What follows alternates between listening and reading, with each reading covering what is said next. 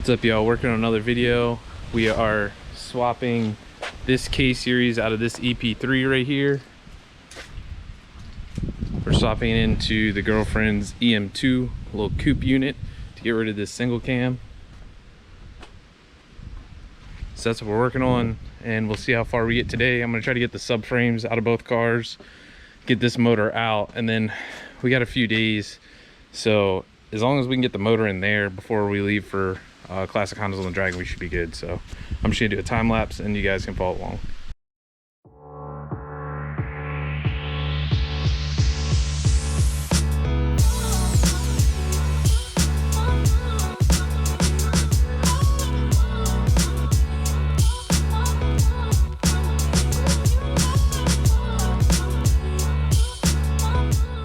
So it's been like 30 minutes and I have the whole front end tore down.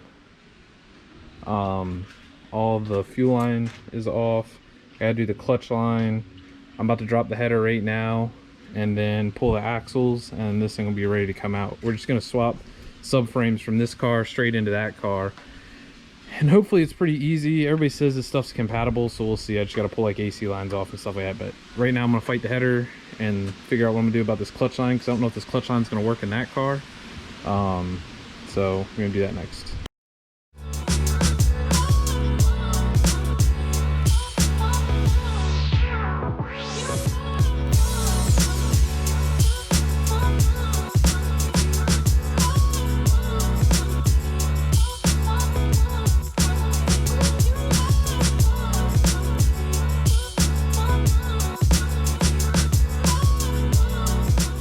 Alright, so I have everything out. The slave cylinder, I just pulled the whole slave cylinder off because I don't know what we're using like for this car, for that car.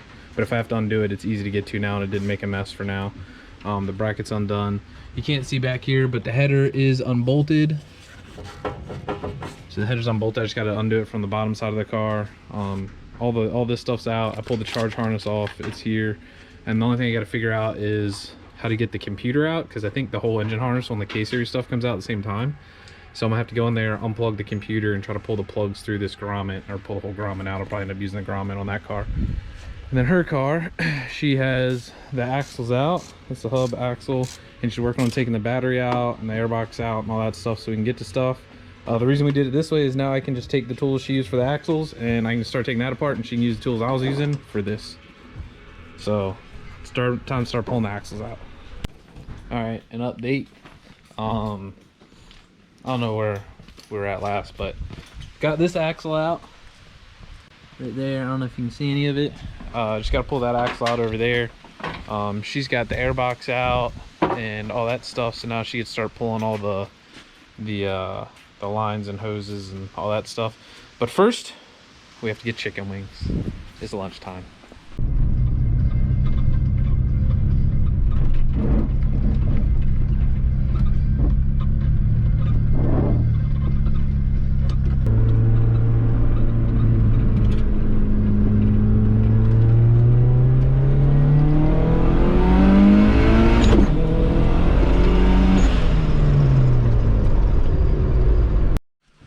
Y'all already know the vibes.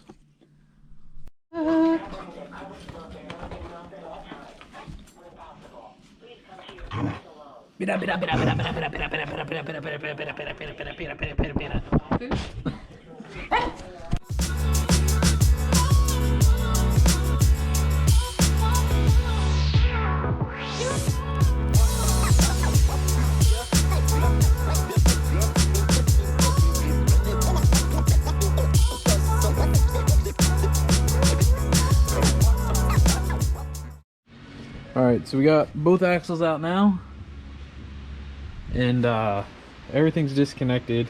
So all I got to do now is I'm gonna get this trans mount that's right there out of there, and then I got to disconnect the header from the rest of the exhaust, and then I got to do something about the computer. I'm just saving that for last because it's really moldy in there. I'm trying not to be in there for very long, so I'm dreading that most. So I'm gonna do those things, and then I can drop the subframe out of it, and then the motor will be ready to come out.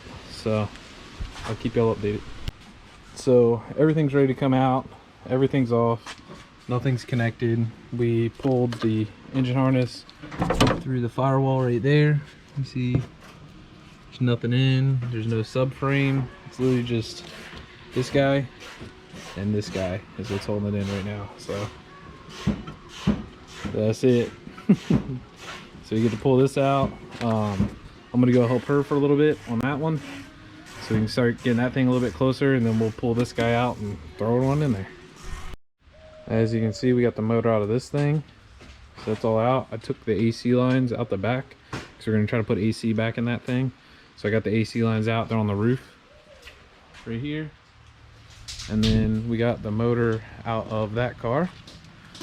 I don't have a lift or anything, and I also don't have an engine hoist. So what we did was we put the motor on a jack, and I took this block.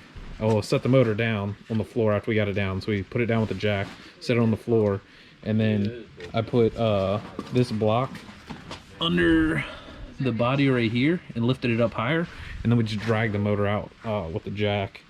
Or no, without the jack, we just dragged it out. So we had that, and then this to scoot it over here. You can see it's just like resting on the jack, and we just rolled it over here. So now we got Hasport mounts, so we're gonna put the Hasport mounts in. I'm gonna do the AC lines while the motor's out, because I feel like that's a smart thing to do. Probably also going to loop the power steering lines while we're here, just because we haven't figured out what we're gonna do with that yet. So it'd be easier to do it now while the motor's out. And then we're gonna slap this thing back in, and I'll try to remember to take video. All right, we really wanted to get the motor in tonight, but it's dark and it's raining more, and it's getting cold. Sorry. So we took the heater hoses out of the EP3. I didn't see anybody talk about this online. So there's the heater hoses. We also took the AC lines out of the EP3. Unsure what we're really gonna do on that side. We're gonna have to do some rebending. This side kind of fit, just a little janky, but it fits. So that's good. Don't know what we're gonna do about the power steering. We tried to loop it like this, but it's too long, so I might end up like cutting it like here and there and welding these two together or something to loop it. You have to figure out something with that ordeal, because they're two different size lines that come out. So I have to figure something out about that, and just not run AC for the moment, because we don't have the RSX bracket and power steering stuff, because the EP3s have electric power steering. And then the other issue that we didn't read anything about was the clutch line. So this clutch line goes all the way clear side to the other side of the car. The EP3 one just like comes up around here and just routed up. So we're going to take the one out of the EP3 tomorrow, put that in here. We're gonna have to figure out something with this guy, the power steering stuff, and then we should be a-okay. Then we can throw the motor in. So catch back for day 2. It's day 2 now, and we went to the local like AN fitting store that we have here, and we got these they're like high pressure fittings, I guess, and we're gonna put this hose to be able to loop the power steering, since we didn't find much information about that.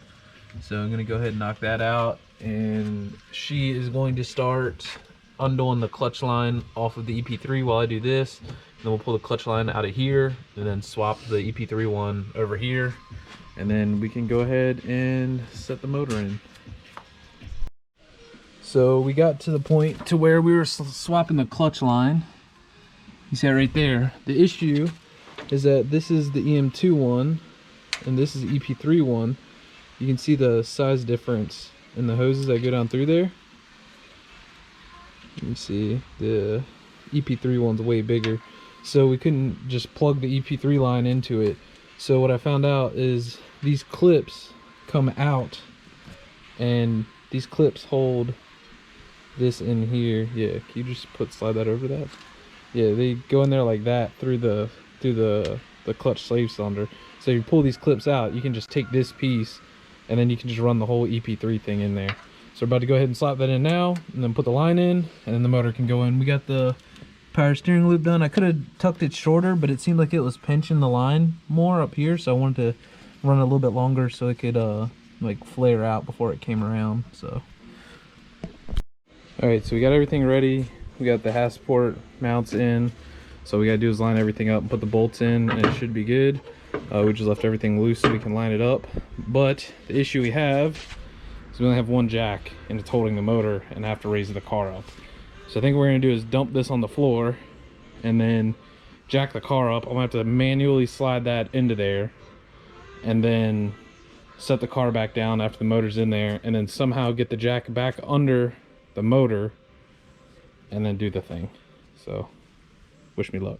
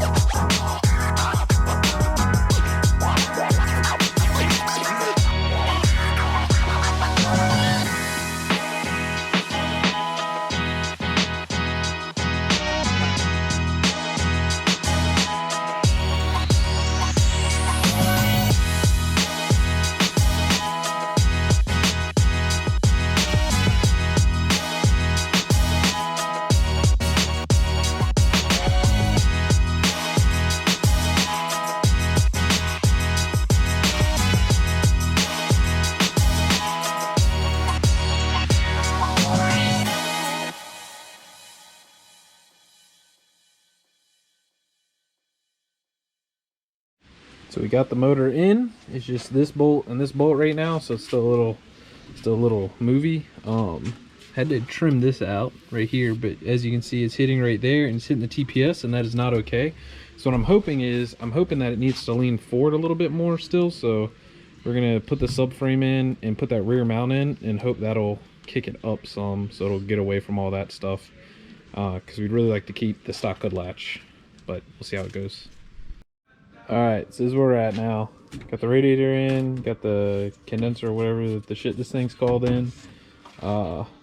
Everything's in, the header's in, fuel lines are hooked up. There's just a couple more things we got to do. We just threw the suspension back in, so we got to throw the axles in now. I also figured out that this bar is the same as the EP3, so I went ahead and cut this, and I'm gonna put a riv nut into here, and that way this top bar will be removable, and it'll make life so much easier working on this thing. I love that about the EP3 is that bar was removable. I work on EFs, all that stuff's removable, so having a removable bar right here is gonna be a game changer. So I'm gonna do that next. We have to do the throttle cable and the wiring next, and then the axles and all that stuff. But there's a, you probably can't see it, but there's a EG Civic down there, that orange one. We're gonna steal the throttle cable out of that and put it in here, because apparently that's what everybody's doing. The other issue that we found is the factory AC compressor is a 3-wire out of this car, but the K-Series one is it's up under there somewhere, is a 1-wire. So I figured out what I'm gonna do about that. We also extended the lines for the battery in the fuse box, because we're gonna try to stuff the battery over here so it's still under the hood, so we don't have to put it in the trunk or anything like that. So that's the game plan. I'll update y'all when we got more done. Alright, we just got the battery in here, super jank, but this is gonna be a first start. Haven't started it yet. As you can see, header's still cold. We got no coolant in it. The fuel lines are hooked up. We're just checking. We're just gonna let it run for like 3 seconds and we'll probably shut it off. So, all right, let it run for like 3 seconds if it'll start.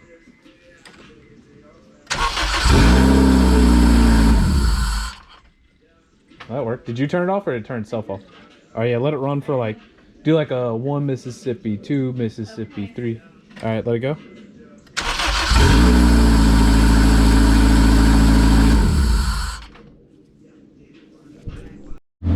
So it's day 3, and we threw the suspension on. We tried to put the exhaust on, but that's going to take some modifications. But we're leaving for an event tomorrow morning, so we're just trying to get it good enough to like move out of the garage or something like that. Right now we got we bled the brakes, We bled the clutch line, and now we're throwing coolant in it, letting the coolant bleed, but she's running. Sounds pretty healthy.